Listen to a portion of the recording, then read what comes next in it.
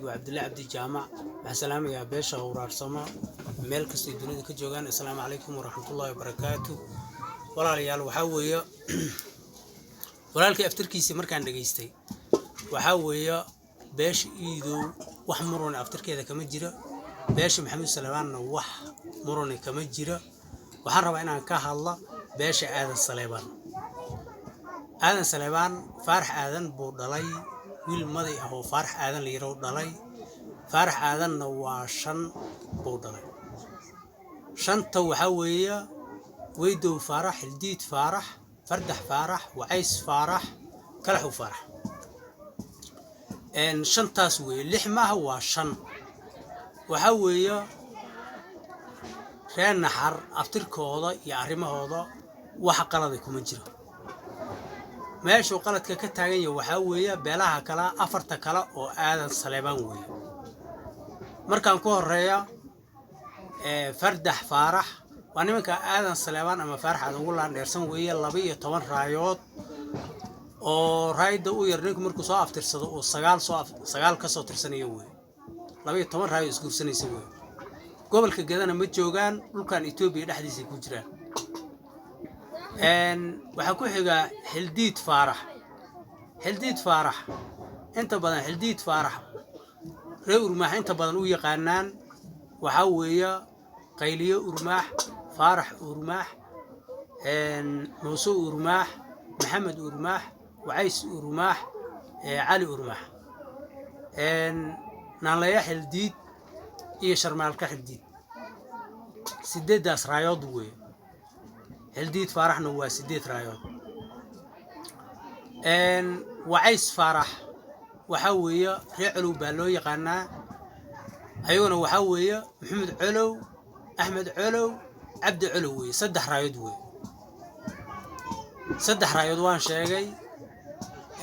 naxar iyo Hildiid iyo Wacays oo reer Colow loo yaqaana waa 3 raayood. raayda afraad raayda kale waxa weeye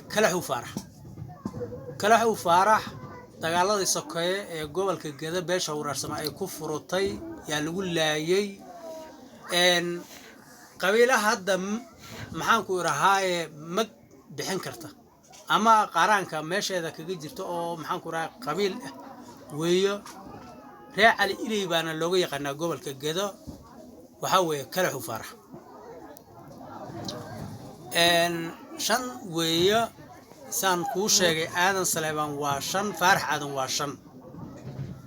lafta ugu badan waxa weeye Fardax Faarax waa 12 raayood oo saad u taqaanaan qolada gobolka Gada waxay yaqaanaan maxaan ku raay Wacays Urmaaxna way yaqaanaan, reer Madooba iyo reer Jaamacna way yaqaanaan. lafahaas ay lafaciin 12 raayood raay kasta. dhankan mudug markaan inaana Cali Urmaax iyo maxaan ku raay Muuse Urmaax yay lafaciin 12 raayood oo Fardax Faarax. kaalinta koowaad nimankaas maxaan ku raay aan sala ugu badan. kaalinta labaadna waa Hildiid Faarax. kaalinta saddexaad waa Weydow Faarax. waxa maxaan ku raay jilib yar ah Wacays Faarax oo reer Colow loo yaqaan iyo Kalaxu.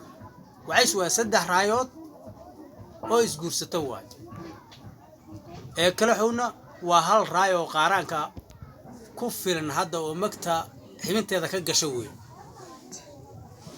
waxa weeye beesha aadan Saleebaan aftirkeeda aad buu u wareersan yahay. waxa weeye dadka qaar waxay ku leeyihiin reen xar iyo reer Faarax waa kelmad qaldan. war Faarax aadan waa 5 buu dhalay. walaalkay wuxuu ku daray Naalaya Faarax ma jira. Naalaya Hildiid baa jira. waa Hildiid Faarax.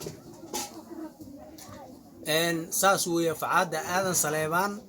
Maxamed Saleebaanna muran kama jiro waad sheegtay. Yuusuf Amariidowna waad sheegtay wax muran kama jira. muranku wuxuu ka taagan yahay beesha aadan Saleebaan weeye. aftirkeeda yaana sax loo haynin. beesha aadan Saleebaan oo reer Faarax 5 ilmo Faarax baa la yiraahaa. 12kaas raayood oo Fardax Faarax iyo 8 raayood oo maxaan ku raay Hildiid Faarax ama reer maxsaa u taqaanaba iyo 7 raayood oo naxar Weydow waa 6 raay baa maxaan ku raay aad u yar oo nin iyo 2 iyo wax saas ay ka joogaan 7 iska dhig. saddex raayood oo maxaan ku raraa wacays faarax oo reer culuw loo yaqaano iyo reer kala xow beesha aadan salaam saasay u kala baxdaa meelo badan bayna wadanka ka degaan Itoobiya iyo maxaan ku raraa Soomaaliya meel aan laga helaynin ma lihin war beesha aadan salaam waa saas arrimaheeda saas ula soco walaalow waxa weeye abtirkana waa noocaas intaan anigu ka aqaana inta kalena adaab hore u sheegay salaamu calaykum waraxmatullaahi wabarakaatuh